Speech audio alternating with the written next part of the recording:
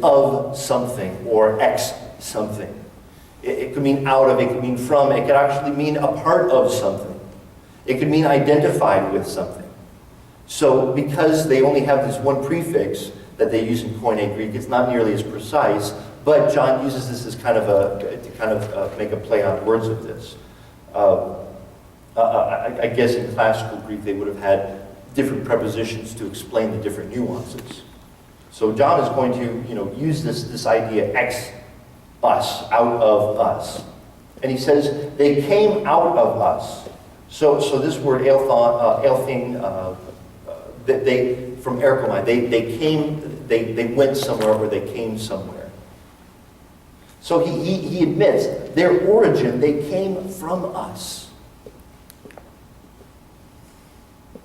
And it's interesting when you read, think about a false teacher, think about a prominent person, and I'm reluctant to even start listing names, but it's interesting when you read the backgrounds of some of these cult leaders or prominent Christian antagonists in the media today. Many of them grew up in church, in conservative, fundamental church. Many of them were pastors' kids. They grew up in this thing. By the way, let's not take it for granted that just because someone literally grows up in our church, that they will, by definition, stick with that. That is not axiomatic. It is not guaranteed that they will do so. For many of the biggest deceivers in Christianity grew up in church. In fact, their unique perspective on church perhaps makes their critique against Christianity, whether legitimate or not, it makes it that much more powerful. And John says, listen, most of these people have some history with us, some background with us, ideologically or historically, or they grew up in the thing, hearing the stories, hearing the truth. But then kind of repeating this idea, he used a very strong adversative conjunction, Allah, but, Allah is but. It means rather, it means but instead of. Oops, I jumped ahead. Oh, I get it. But rather, they were not of us. Now, here's part of the difference here in this context. It's the verb right here, to be, and the verb right here, to come. He says, everything else is the same. He says, they're out of us. They came from us. But all they did was come from us. They are not of us. And it's interesting how even in our own modern context, people want to talk about, well, they committed this crime because look at their background, look at where they were, look at what happened to them as kids. And John says, forget all, they came out of us, but that does not make them part of us. In fact, he says, they absolutely are not of us. Even though they grew up with us, even though they at some point shared a doctrine with us, even though there was some maybe profession of faith when they were kids. Right now, as it stands, they are not among us. They are not of us. This pervasive, these antichrists. And it's interesting in John's context, even a few decades perhaps after the resurrection of Christ, a few decades after the Pentecost, the birth of the church, that they would already have so many people that John could say, there's many of them that came from us, but decided not to stay with us, not to remain with us. In fact, that's what he points our attention to. What is the difference? What is the difference between they came, but they are not? And it is this idea right here, to remain. Okay. And he uses an interesting, and those little words, P-L-U-P, that's the grammar. It is that word, let's see how it's translated. And it's interesting, he says, they would have remained with us. It is a pluperfect participle, or a pluperfect verb, which is the equivalent of our past perfect. I remember last week, I think, or the week before, we tripped on a perfect. It's something that happened in the past that has continuing results up to the present. That's perfect tense. Okay, it happened in the past, but we continue to enjoy the benefits or have the benefits of it or something like that up until the present. A pluperfect or a past perfect is something that happened in the distant past that has some kind of effect up until the recent past. And you look at the entire thing in the past. Something happened way in the past and it had some benefit that stopped or that is some kind of a tangible moment in the past. The whole thing is in the past.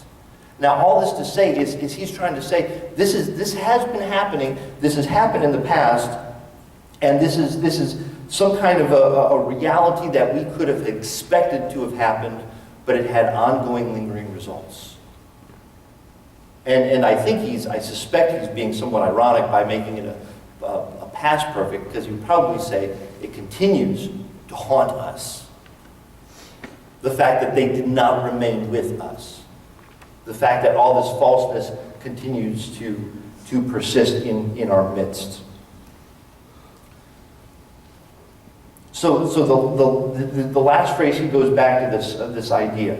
Well, why did this happen? It says, well, it happened so that even though they appeared, or even though they were there, it appears, because they did not remain, it appears that they are not of us. How do we know that they are not of us? How can we say that they came out of us, but they are not of us? What is the key? The key is the fact that they did not remain. Now, this is the word meno, okay? This word right here. It's the word meno. He's going to go back to this over and over in 1 John and even in this passage. The fact that the people did not remain with them. If they would have remained, they would have shown that they are part of what we are and who we are and what we are doing. I want to be very clear here. We're not talking about, well, someone went to this church and then they decided to go to another church.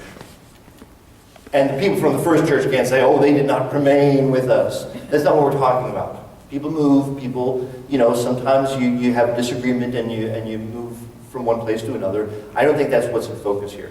What is key here, and obviously he's going to expound on what it means to deny, to be an antichrist in later verses, but the whole point is they did not stay with Christian fellowship, focused on Christian doctrine and Christian practice. They did not maintain the kind of fellowship with God, with Christ, and with God's people that John described at the beginning of the book of 1 John. Maybe they were disillusioned, maybe they were never really of us to begin with, or they didn't really buy into what we were saying. Maybe they just said a prayer and walked an aisle but didn't stick with it. It doesn't really matter. They are not currently living Christian truth, Christian practice, and fellowshipping with God's people. The difference between just coming out of us and being one of us is that they did not remain. It's interesting. We do have tangible ways of expressing whether we are part of the believing community or not. Certainly, this is why we get together on Sunday mornings. And, if you take a week or two off or you're on a vacation, it's not a big deal. But on an ongoing basis, the way we are going to, in fact, we're going to see this in the next few verses, the way in which you grow in your faith is to keep coming together and can continue to be part of what we are doing on a local church basis. To rub shoulders with other believers, which is often a delight, but not always. It's always a little bit of a, iron sharpening iron. And from those examples, from those experiences, we are supposed to grow. And if someone has one of those iron sharpening iron experiences and they get all upset about that and they leave, that shows that even though they grew up among us, maybe they were not really of us. They're not of us if they do not remain in some kind of a regular, ongoing Christian fellowship. Think about baptism. What is baptism? Baptism is publicly saying, and here's a little bit of the problem. We've gotten away from this. We're in this idea that baptism is just about me identifying with Christ. But baptism is also about me identifying with Christ and Christ's body and Christ's people.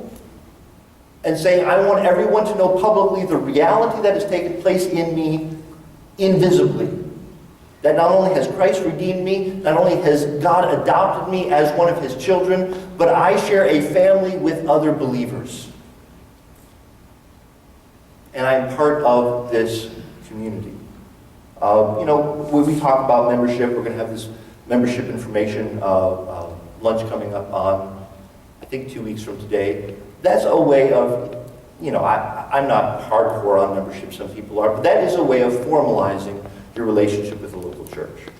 And saying, you know what, I might not always agree with everything, I might not always go along with everything, but I am part of what God is doing here, or at this church, or at that church.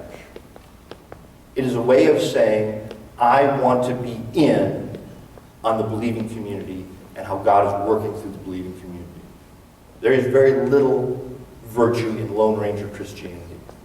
And you've probably known people who, I'll just watch them, I'll just watch the pastor, on TV, one of these big guys that they broadcast their sermons or whatever. I'll just watch it there and I'll get my church there.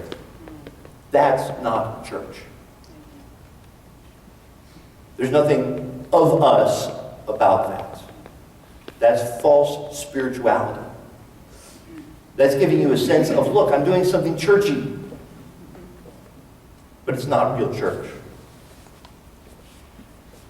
Without the community, without some leader who provides accountability for us, but also provides guidance and shepherding to us on a personal basis.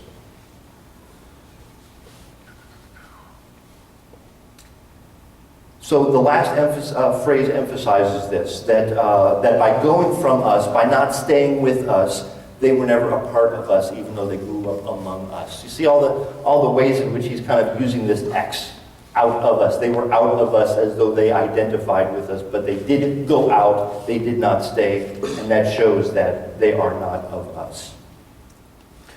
He's not, again, not referring to church splits or disgruntled members or something like that, or that someone is going to lose their salvation if they go to another church. He's obviously not talking about that. But departing from the believing community in any way is to cut oneself off from both the activity and the knowledge of the church. It will stunt your spiritual growth at best. It will show you to be someone who is not of us at worst. And who are those who are not of us? By John's definition in this passage, those are antichrists. So whenever you get offended, whenever you get a little something and you think, oh man, I'm just church is tough, frankly. But we stick with it, we stick together, because this is how we grow. This is how we learn. This is how God works in our midst. Now, he's just going to emphasize this even more. I've got a couple more minutes. Let's jump into verse 20.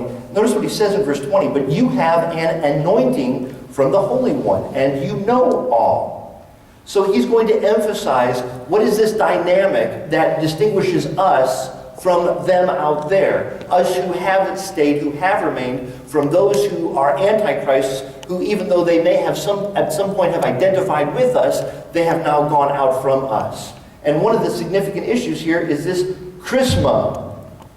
Yes, it is the word charisma from which we get both the personality idea of charismatic as well as the theological word charismatic. Some people have taken this idea of charisma or charismatic completely out of context. The word charisma is actually what's a little tricky is that it is only used in the New Testament here and in verse 27. So it is only used, this idea of charisma, an anointing, is only used here in the New Testament and in verse 27 of 1 John chapter 2. It is used in the Greek translation of the Old Testament. It is used of anointing priests. It is used of anointing the tabernacle, and it is used of anointing the ark. And what is it? Is this an ongoing thing? No, it is an initial one-time thing to sanctify those things for holiness and for service. And I think that's very interesting. It is anointing these people or these objects as a way of saying, we're going to use them for a unique special service. Now, this isn't just christening a boat before it floats out into the